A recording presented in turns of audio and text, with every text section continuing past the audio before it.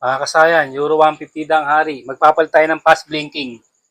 Ito siya kasayan, fast blinking signal light. Ito siya. Ito kasayan, dapat yung bulb natin ay hindi siya kagaya ng mga stock na ganito. Kasi hindi natin siya mapapalitan, magkaiba sila. Ito siya Kaya ito, nagpalit tayo ng pang Barako 175 na signal light. Siya ito yung pinalit niya rito. Yung ginamit na pang Barako. Kaya yung mga ganito kasayan, yan, pwede rin sa mga gantong signal light, mga pang TMX, 125, 155, peanut bulb din siya. Pag tinanggal natin, ayan peanut bulb, parehas ng ating pang fast blinking. Ayan, parehas lang peanut bulb. Dito kasayan, simple lang yung gagawin natin. Ang una natin gagawin dito, magpalit tayo ng signal light. Katulad yan, 4 na siya. Yan. 4 na signal light kasayan Yan. Madali lang itong ilagay kasayan kasi naka-ano na tayo dito. Naka-double indicator na tayo dito. Diba, nag-aside tayo, mag-i-indicate na yung dalawang indicator niya. Kung TMX 155, may babaguhin pa. Kung Barako 75, may babaguhin pa sa headlight. Ito, wala na.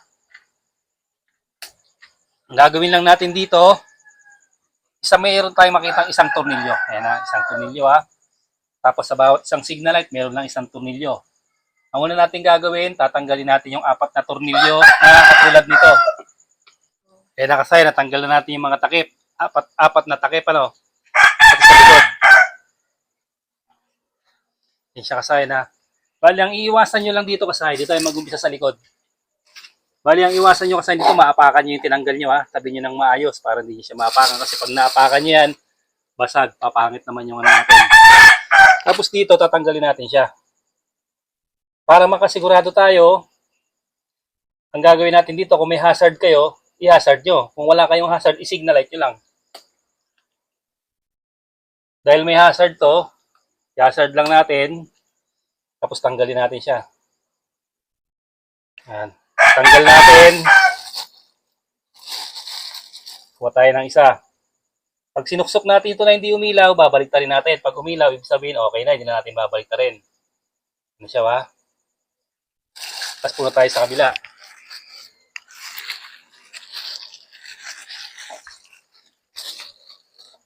Ugot lang din.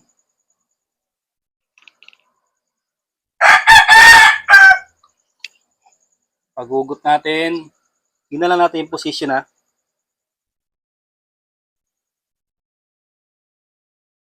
wala. Tanggalin natin. Baliktad.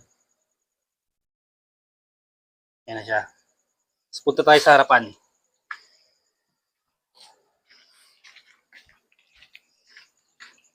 Ito kasi, advantage nito kasi, pansinin nyo, mas maliwanag siya.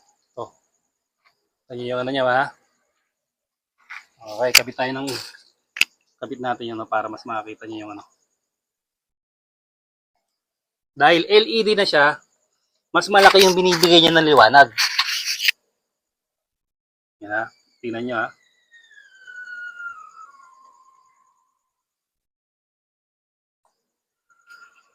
tutok mo ito ng liwan. Yun pala sa may gilid na ilaano niya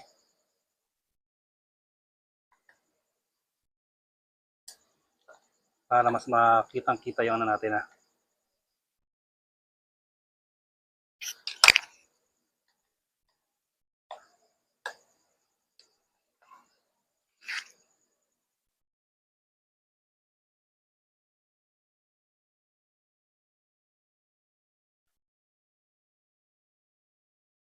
O kaya, kahit LED, mas malakas siya. LED peanut bulb, T10. Siya T15, kasya naman yung T15. Tapos ito, pansinin niyo yung liwanag niya. Ayan siya. Ayan yung liwanag nito Tapos tingnan niyo yung liwanag yan. Iyan na natin, signalit lang natin para mas makita. Yan. Ito at yun. Mas malakas yung liwanag. Tapos tutuloy na natin yung paglalagay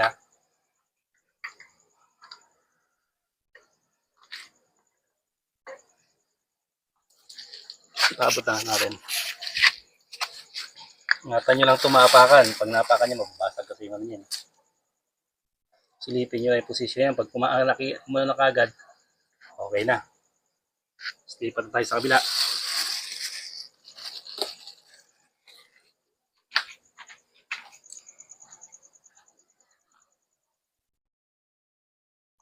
Simpleng-simple lang kasayan, di mo kailangan pumunta sa ano. Di mo kailangan pumunta sa pagawaan. Yun lang yung gagawin. Ayun na siya. Takpan muna namin kasayan ha. Ayun na kasayan, natakpan natin lahat. Kaliwa. Likod. Okay. Kanan. Ayun siya. Yung fast blinking natin. Hazard.